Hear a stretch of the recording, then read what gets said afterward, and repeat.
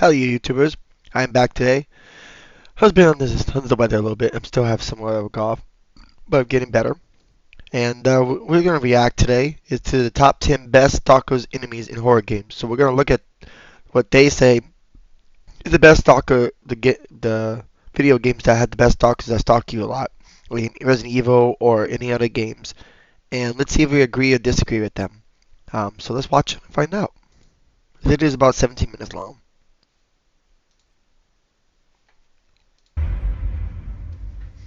Number 10, Scissors Man, Clock Tower. Ah, I've heard that. Like, he's very creepy. I've watched some people play this. We start off today's list with a classic survival horror game that was probably the first successful use of a stalker enemy in a horror game, Clock Tower. Released about a year before the original Resident Evil, Clock Tower followed an orphan, Jennifer, as she explored a mansion known as the Clock Tower. Clever, I know. Unlike most games on this list, Clock Tower was a point-and-click horror game that challenged the players to explore the mansion while also keeping their distance from and it a looks creepy good too. man I with watched a somebody play giant the pair of remaster scissors of it. known as the Scissors Man. Again, pretty clever. But as goofy as this concept might sound, Clock Tower actually executes the stalker enemy mechanic surprisingly well with this point-and-click horror game, as Scissors Man will constantly keep you on your toes. From blocking your only exit out of the room to popping up out of a bathtub while you're examining a dead body. Scissors Man surprisingly provides a lot of fear and anxiety that requires you to think quickly on your feet. That's crazy. That's true too. Number 9, The Hunter, Dead Space. Oh yeah, I remember that in Dead Space. Oh, this is the remake. That would very definitely give you creepy. The original version or the remake, Dead Space is one of the best sci-fi horror games out there. As someone that didn't play the original game until after I beat the remake, I found myself becoming a massive fan of this IP. And while the sound design and the setting of the Ishimura played a major part in helping this game be one of the scariest games of all time, I can't help but give some credit to Dead Space's very own stalker enemy, the Hunter.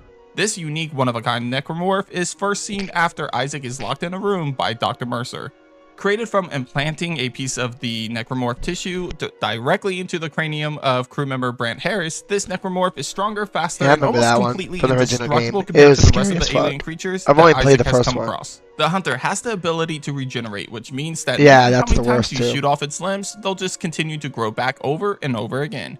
While not being as dangerous as other stalker enemies on this list, the Hunter provides a feeling of panic as you're trying to race through dark halls to escape this creature. Also, a lot of the time you're facing it, you'll find that you're locked in a single room with it, meaning that there isn't much room to avoid him until the doors unlock. It doesn't show up as much as other stalker enemies on this list, and the final fight against it is a little underwhelming, but combined with the atmosphere of the Ishimura, the Hunter proves to be one of the more memorable and scarier stalker enemies in horror games. Are you receiving Social Security disability?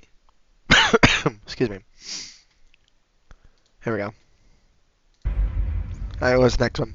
Number 8, Daniela, Hunting Ground. I never play Hunting Ground, so I know nothing about it.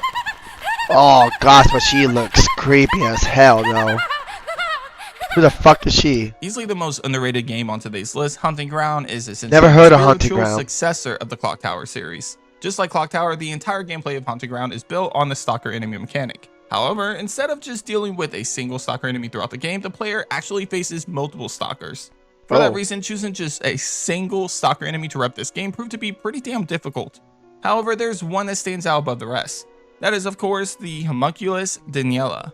She has just about everything you would want from a stalker enemy. She's outright terrifying since she's basically a psychopath who believes that she can become a full human by devouring Fiona.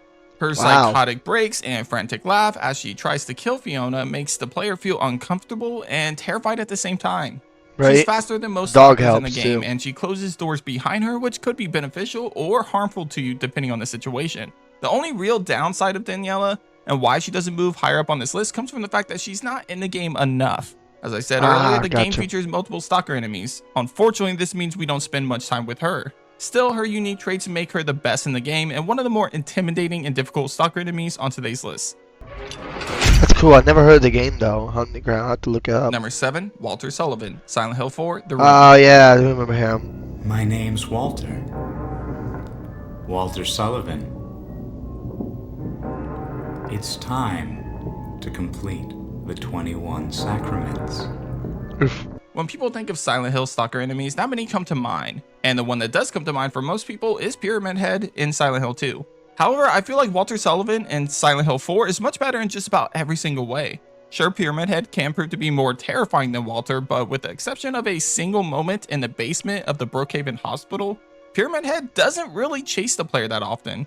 Walter, on the other hand, spends the entire second half of the game chasing Henry throughout the second visits of each world. On top of that, Walter has a gun that he can shoot Henry with, something that you don't see often with stalker enemies unless your name is Nemesis. Every time Walter walks into a room, the player must react quickly and dodge his shot while making a beeline for the nearest exit. What makes Walter even more challenging is the fact that you're escorting Eileen at the same time, which means Walter can shoot her as well. And if you're trying to get that good ending, then keeping her from harm while also evading Walter proves to be the most difficult task of the game. Between his presence, the use of a gun, and the difficulty that he brings to the table, Walter Sullivan earns himself a spot on today's list. Oh, top 6. Number 6, Slenderman. Yeah. Yeah, that thing's... Man, that game. I played it before and streamed it, beat it. That thing stalks you like crazy. Just like Clock Tower, the really Slenderman series takes the stalker enemy mechanic and then builds around it with each of its games to make some of the most terrifying moments in gaming. For example, Slender, The Arrival is easily one of the scariest games I've ever played. Now, it's for very disclosure, scary. I haven't played every single Slenderman game, so I couldn't really tell you if this one was the best or not. What I can say though is that Slenderman in The Arrival is easily one of the most unnerving stalker enemies in horror games. Unlike most stalker enemies, Slenderman doesn't necessarily attack the player, but rather focuses on a more literal idea of a stalker enemy as he stalks the player from afar. While there are other enemies in the game, Slenderman is the one that'll be with you throughout your entire journey as you head out to collect all of the missing pages. What makes him so terrifying is how quickly he can show up and just stare at you, which honestly is scarier than it sounds. As he teleports to different positions, his faceless stare will always be at the back of your mind throughout the entire game. If you manage to make the mistake of looking at him for too long, then it's all over, game over for you guys. Slenderman plays on the unsettling feeling of him always watching you, while at the same time keeping you wondering where he's going to show up next. Right. Exactly. Exactly, I remember that. Number 5, Laura, the Evil Within. Oh yeah. It's definitely just a top 5. She's scary as shit. I've beaten both games too. I hate her so much. Back and forth between a few enemies to feature from the Evil Within series on this list. Anima from the Evil Within 2, the Keeper from the first game were both great picks. But considering that I'm terrified of enemies that move and crawl like spiders, and that I'm a sucker for the scariest stalker enemies, I went a different direction. I ultimately went with the scare factor and the intimidation factor that Laura brought to the table in the first game. Your first encounter with Reborn Laura is when you approach a pool of blood in the center of a morgue of some kind, after which you can try to take her down, but be warned that defeating her is going to take a lot of damn resources and you'll end up having to fight her later on anyway, so in true stalker enemy fashion, it's best to just run away from her until your final fight against her later on in the game. Plus, the benefit of not using your valuable resources to kill her for a mere 8,000 in skill points far outweighs the pros of killing her in the first fight. Anyway, to outrun Laura the first time, you'll find yourself holding your own against her for a bit while also running through a hallway of booby traps. Other sections feature Laura crawling on walls around you and chasing you as you use valves and incinerators to hold her off. Eventually, you do get to take out Laura for good in Chapter 10, but her teleportation ability and her instant kill attack prove to be a deadly combination, so choose wisely on when to attack her, and of course, make fire your best friend. Fire's your best friend with her, definitely. Number 4, The Stalker, Amnesia the Bunker. Oh yeah, I never got through this whole game. I played a little bit of it back in the day. I never played more of it. I didn't own it. Amnesia games have always played with the idea of stalker enemies, but in most cases, you were defenseless against them. Take the Gatherers from the Dark Descent, for example. So when Amnesia announced that their newest game, The Bunker, was going to give the player more resources to combat the stalker hiding in the dark, I was kind of skeptical. Fortunately, Amnesia the Bunker turned out to be a pretty solid horror game. While the player did have resources to battle the stalker, the fact is that nothing could kill it. Grenades, flares, a shotgun, none of these items could put down this monster for good. At best, it would just scare it away for a few moments while you could find a place to hide or make a beeline for the main safe haven of the bunker. The main setting of the game is of course a World War I bunker, Considering that this indestructible creature likes to move around in the dark, you'll find that this game plays a lot on your fear of what lurks in the darkness. While the creature design is subpar at best, the idea of this giant creature with massive claws that can hear your footsteps as you move throughout this dark bunker is enough to make you fear the dark for the rest of your life. With random encounters, a generator mechanic that required you to keep the bunker lit, and the sound designs of the creature moving all around you in the walls, the Stalker in Amnesia the Bunker is easily in the top 5 stalker enemies of horror games. That's crazy. Number 3, Chris Walker. Oh, of course. Of course. I agree with that. Top 3 for sure. He helps you. Yeah. Wow. Last week, my video for scariest games of all He time didn't help you in the end. Other creature helps you in the end to get rid of him. Tears him apart, which I thought was awesome. This is another series that has featured plenty of stalker enemies, like the demon in LS2 and Traeger in the first game. Hell, there was even a sequel to those games that was a multiplayer experience that featured plenty of different stalker enemies. However, what really made that first game one of the scariest games of all time is that big motherfucker, Chris Walker. The dude gave me nightmares for days about him after playing the first game, as he had some of the best jump scares seen in horror games. Anyway, the LS series uses the found footage mechanic while also combining it with the stalker enemy mechanic. Just like some other games on this list, you're unable to fight back against the enemies of this game. Instead, you have to use your camera's night vision feature to find your way through dark areas of this asylum. While doing so, you're constantly followed by Chris Walker. Yep. Yeah, he's constantly going after you throughout the game till he gets killed off, which is awesome. How to get killed off. And walls, scare the living hell out of you as you're trying to fit through a crawl space, and even call you little piggy and talk to you as he's chasing you. He'll pop up in the most inconvenient times and will chase you throughout almost every single room within this asylum. Most of the time, your only chance at escaping him is to hide. But doing this is scary as hell too, because you'll have to sit in your hiding place and watch him search for you while getting an up-close look at his terrifying face. Chris Walker is one of the scariest stalker enemies in horror games and definitely deserves a spot in the top 3 on today's list. Definitely.